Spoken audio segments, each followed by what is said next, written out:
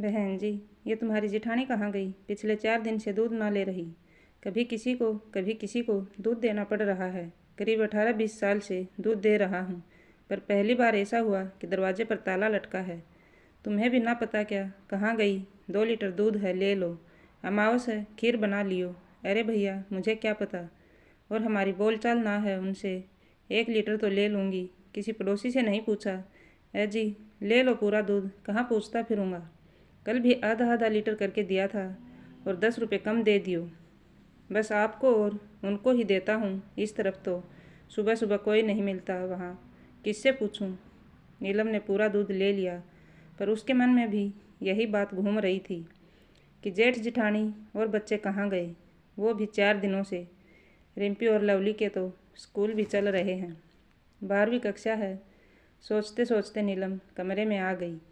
वहाँ माँ जी के पास बच्चों को बैठा देखकर बोली, चीकू, रिम्पी और लवली स्कूल नहीं आ रही क्या? हाँ मम्मी, कल मैम भी पूछ रही थी। शायद उन्हें किसी ने बता दिया कि वे मेरी कजिन हैं। उन्होंने तो कल का टेस्ट भी मिस कर दिया। माँ जी, क्या हो गया होगा? इस तरह तुम क्यों सोच रही है? जब लेना एक ना देने दो तो चल नाश्ते की तैयारी कर ले। बच्चे भी स्कूल जाएंगे और राजन को भी काम पर जाना है। अभी तो सुबह सुबह क्या फ़ोन करूं? केशव की बहू से फ़ोन करके पूछूंगी। नीलम सास की बातें सुनकर रसोई में जाकर काम में लग गई, पर उसके दिमाग में यही बात घूम रही थी कि पूरा परिवार कहाँ चला गया।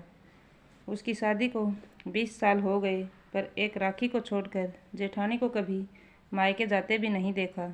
बच्चों और पति के जाने के बाद नीलम फिर बोली, माँ जी, आप फ़ोन करोगी या मैं पूछूं? एक बार राजी खुशी का पता लग जाए बस। फ़ोन करने पर पता चला कि नीलम के जेठ राजेश 4 दिन पहले आई तेज़ बारिश में छत से गिर पड़े। सुबह 4 बजे के करीब छत पर यह देखने चढ़े कि कहीं नाली में कूड़ा तो नहीं अट गया। बस पैर ऐसा फिसला कि संतुलन बिगड़ गया और वे मुंडेर से होते हुए सीधे आंगन में आकर गिरे। गिरते ही बेहोश हो गए। शायद अंदरूनी चोट थी, क्योंकि बाहर से तो एक खरोंच भी नज़र नहीं आ रही थी। उसी समय पड़ोसी केशव जी चीख पुकार सुनकर बाहर आए और उनका बड़ा बेटा उन्हें तत्काल अस्पताल लेकर पहुंचा, जहां उन्हें आईसीयू में भर्ती कर लिया गया और शायद कल से वेंटिलेटर पर हैं। मैं कह ना रही थी माँ जी, अजीब सा लग रहा है, बार बार रोने का मन करता है। ये तो अभी ऑफिस पहुँचे भी नहीं होंगे, फ़ोन करके बता दूँ? हाय, इतनी बड़ी बात हो गई। 4 दिन से मेरा बच्चा मौत के मुंह में है और सुदेश ने हमें बताना भी ज़रूरी नहीं समझा। चल जल्दी उठ, मैं और तू ही चल पड़ते हैं। जैसा भी है बेटा तो है। जी तो ऐसा खट्टा कर दिया दोनों ने कि देखने को भी मन नहीं करता, पर माँ का कलेजा है। गोल्डन अस्पताल वैसे तो अच्छा ही बताते हैं। दोनों सास बहू अस्पताल पहुँची और रिसेप्शन पर नाम बताकर कमरे इत्यादि की जानकारी लेकर जैसे ही लिफ्ट की तरफ मुड़ी तो स्वीटी मिल गई। स्वीटी, पापा कैसे हैं? दादी और चाची पर नज़र पड़ते ही स्वीटी की आंखों में पानी भर आया। पापा को होश ही नहीं आ रहा, डॉक्टर कुछ बता नहीं रहे। आज तो मम्मी सुबह से रोए जा रही है। दादी, ना यूं जी छोटा नहीं करते, ठीक हो जाएगा तेरा पापा। डॉक्टर से बात करेंगे, इन्हें समझ ना आएगी तो दूसरे अस्पताल में ले चलेंगे। तू कहाँ जा रही है अब? मैं तो रिम्पी और लवली को लेकर घर जा रही हूँ। 4 दिन से तो यहीं थे, पर आज मम्मी कह रही कि इन दोनों को घर छोड़ आऊँ। केशव बाबा जी के घर सो जाएंगी या रुक जा, हमारे साथ चल पड़ना। चल अपने पापा के पास ले चल। स्वीटी दादी और चाची को लेकर आईसीयू की तरफ चली गई। वहाँ फर्श पर एक पुरानी सी चादर पर बड़ी बहू सुदेश बदहाल सी बैठी थी। सास को देखकर खड़ी तो हुई और बोली, कहीं से पता लगा होगा? हाँ, बस पैर फिसला और बेहोश हो गए। इन डॉक्टरों का क्या कहूँ, कब देख कर गया डॉक्टर। नीलम राजन को फ़ोन करके बुला, इनसे बात ना संभल रही तो दूसरे डॉक्टर को दिखा लेंगे। 4 दिन से यहाँ हो। यूँ कभी ना सोचा कि माँ को खबर कर दूँ। 9 महीने पेट में रखा कहीं पेड़ से तो तोड़ कर ना लाई थी। बताओ, 3 जवान लड़कियों को यहाँ लिए पड़ी। ऐसे में तो किसी दुश्मन से भी मदद मांगो तो वो भी मना ना करेगा। नीलम ने बातों का रुख मोड़ते हुए कहा, माँ जी, इनका फ़ोन नहीं लग रहा है। थोड़ी देर में फिर करूँगी। पर माँ का दिल नीलम की कोशिश के बावजूद भी उनके मन की पीड़ा शब्दों के द्वारा प्रकट होने से नहीं रुक रही थी। 15 साल हो गए राम लखन जैसे भाइयों की जोड़ी को दुश्मन बना दिया। मैं ही जानती हूँ कैसे कैसे करके मैंने अपने बच्चों को पाला। 4 दिन से पड़ा मेरा बच्चा। क्या ब्याह के बाद माँ का अधिकार ख़त्म हो गया? सारे फैसले ये ही करेगी। माँ जी, ये अस्पताल है, बाद में बात कर लेना। इनसे बात हो गई है, बस आधा घंटा में पहुँच रहे हैं। नीलम ने दोबारा सास को धैर्य बरतने के लिए कहा। राजन के पहुँचते ही माँ जी के दिल का दर्द आंखों से बह चला। आज बाहर से कठोर और कर्कश दिखने वाली माँ जी छोटे बेटे को देखकर भावुक हो गई। राजन बचा सकता है तो बचा ले अपने भाई को। पर मेरा मन क्यों बुरा सोच रहा है बेटा? बुरे बुरे ख्याल आ रहे हैं। स्वीटी, रिम्पी और लवली को लेकर चाची के साथ घर जा। बातचीत करने पर राजन को ऑफिस में काम करने वाले एक कर्मचारी का भाई मिल गया जो उसी अस्पताल में एक्सरे के विभाग में कार्यरत था। राजन ने उससे बात की। कुल मिलाकर नतीजा शून्य ही रहा। केवल इतना पता चला कि अगर परिवार वाले दूसरे अस्पताल में ले जाना चाहते हैं तो वे ही जिम्मेदार होंगे। होनी को कौन टाल सकता है? उसी रात 2 बजे के करीब अस्पताल वालों ने राजन को बुलाकर राजेश का पार्थिव शरीर सौंप दिया तो वह लड़खड़ा गया। माँ और भाभी को कैसे कहे, क्या कहें? वह तो अभी इस बात को भी स्वीकार नहीं कर पा रहा था कि 4 दिन से भाई बेहोश पड़ा है और अब एक नई स्थिति। आईसीयू से बाहर निकलते ही भाभी पर नज़र पड़ते ही उसका धैर्य टूट गया। भाभी, मेरा भाई, पता नहीं सुदेश तक उसकी आवाज़ पहुंची या नहीं, पर ज़मीन पर लेटी जवानी में ही विधवा हुई माँ राजन की आवाज़ सुनते ही बिलख उठी। हाय राम, ये तूने क्या किया भगवान? सुदेश, लुट गई तू। हे प्रभु, तीनों लड़कियों पर तुझे दया ना आई। मेरे राजेश, सुदेश ने तो कल्पना भी नहीं की थी कि ऐसा भी हो सकता है। राजेश का अंतिम संस्कार कैसे हुआ? किसने किया? मेहमानों की व्यवस्था कैसे हुई? बेटियां किस हालत में हैं? उसे कोई सुध बुध नहीं थी, बस आंखों के सामने अंधेरा था। आज राजेश को गए 3रा दिन था। अभी अभी नीलम अपनी जेठानी को चाय का कप पकड़ा कर गई थी। सुदेश दीवार से कमर लगाए बैठी सोच रही थी। 20 साल पहले उसकी गोदी में स्वीटी थी जब देवर राजन का विवाह हुआ था। 3 साल बाद ही देवरानी नीलम के पैर भारी हो गए और वह भी दोबारा माँ बनने वाली थी। किस तरह वह लड़के के लिए पागल हो रही थी, यह पता लगते ही कि वह दोबारा माँ बनने जा रही है, उसने कहाँ पूछना शुरू नहीं कर दिया था कि उसका होने वाला बच्चा लड़का है या लड़की। उधर नीलम बेफिक्री से रह रही थी। अक्टूबर में सुदेश की डिलीवरी थी और नवंबर में नीलम की। अक्सर सुदेश प्रार्थना करती, भगवान मेरी गोद में बेटा देना, नीलम के बेटी, नहीं तो इसकी कदर बढ़ जाएगी। जबकि सास ने कभी इस तरह की कभी कोई बात ही नहीं की, पर सुदेश को लगता कि बेटों वाली माँ का रुतबा ही अलग होता है। निश्चित समय पर सुदेश ने जुड़वा बेटियों को जन्म दिया और 20 दिन बाद नीलम ने जुड़वा बेटों को। बस पहले से ही देवरानी से कटी कटी रहने वाली सुदेश उसी दिन से देवर देवरानी और उनके बेटों की जानी दुश्मन बन गई। हर बात पर कलह, हर बात पर झगड़ा, बिन हुई बात बना देना।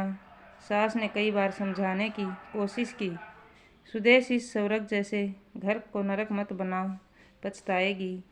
हम 5 बहनें हैं और उस ज़माने में हमारी माँ ने कभी हमारे सामने लड़का लड़की का जिक्र तक नहीं किया। अब तो भला लड़कियाँ कहाँ की कहाँ पहुँच रही हैं, ये भी बेचारी अपराध बोध से भरी रहती हैं। पर माँ को सबसे ज़्यादा दुख और हैरानी तब होती जब राजेश भी पत्नी की हाँ में हाँ मिलाता, बेवजह राजन के बेटों को दुत्कारता। उसी समय राजन की नौकरी चली गई। जिस कंपनी में वह काम करता था वह बहुत घाटे में चल रही थी। इसलिए 1 महीने के नोटिस पर कंपनी को बंद कर दिया गया। ऐसे में जब एक दिन राजेश और सुदेश ने कहा, हमने इन्हें पालने का ठेका नहीं ले रखा, 4-4 खाने वाले सारा दिन बेटों के मुंह पर दूध का गिलास लगाए रहते, जब पालने की औकात नहीं थी तो पैदा क्यों किए?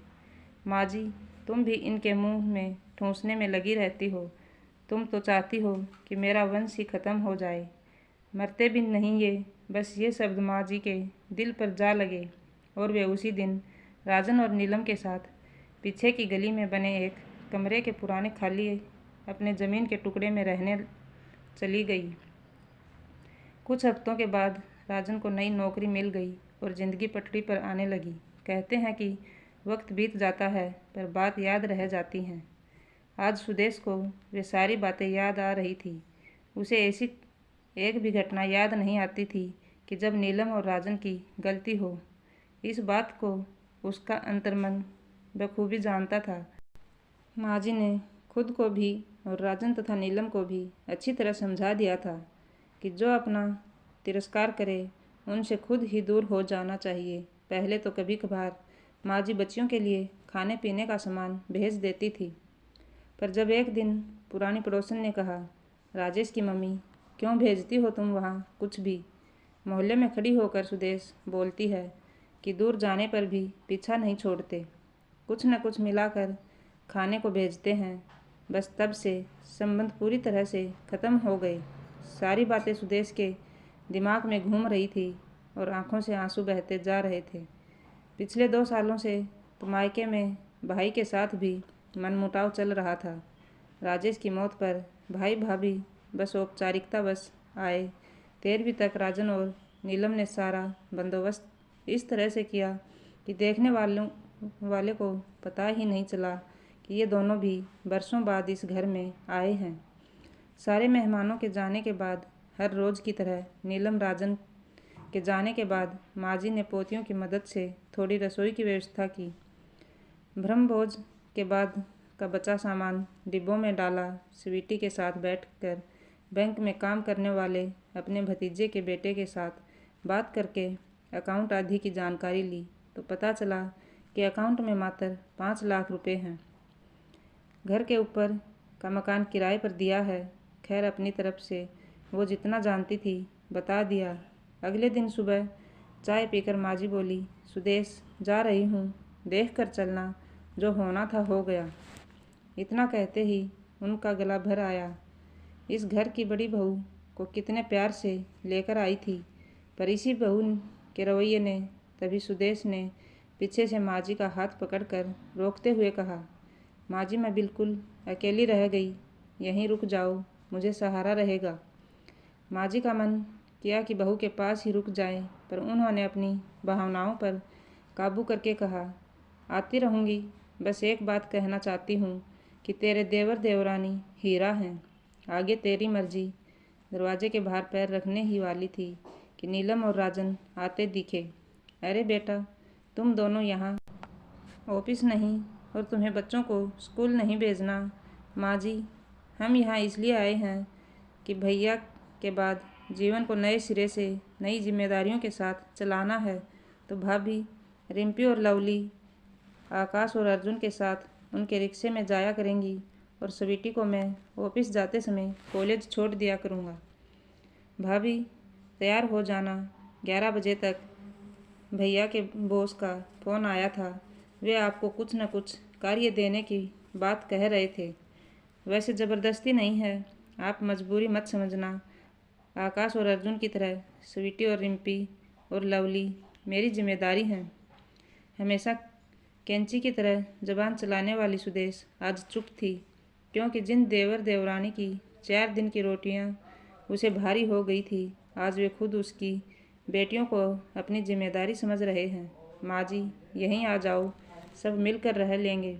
नहीं भाभी, जैसा चल रहा है ठीक है, रहेंगे तो अलग अलग ही, पर हमेशा हमें अपने आसपास ही पाओगी। कुछ ही दिनों में सुदेश को पति के ऑफिस में उसकी योग्यता के आधार पर एक क्लर्क की नौकरी मिल गई। रसोई चलाने लायक तनख्वाह मिलने लगी। बच्चों में भी प्रेम सहयोग की भावना बढ़ी। जिन बच्चों के लिए एक दिन राजेश ने मरते भी नहीं शब्दों का प्रयोग किया था, आज उन्हीं बच्चों का मुंह बड़ी माँ कहते नहीं थकता। शिक्षा पूरी करने के बाद जिस दिन स्वीटी का विवाह हुआ, उस दिन सुदेश हर किसी से कहती फिर रही थी, भगवान मेरे जैसे देवर देवरानी सबको मिले। मैं तो किस्मत वाली हूँ। दूर बैठी माँ जी जानती थी कि राजन की हर जिम्मेदारी निभाने के पीछे मेरी नीलम की समझदारी है। उसे अपने माता पिता से ऐसे संस्कार मिले जो दोनों परिवारों की मान रखना जानती है। काश मेरा राजेश भी होता और अपने परिवार के बीच हंसता खेलता। धन्यवाद दोस्तों।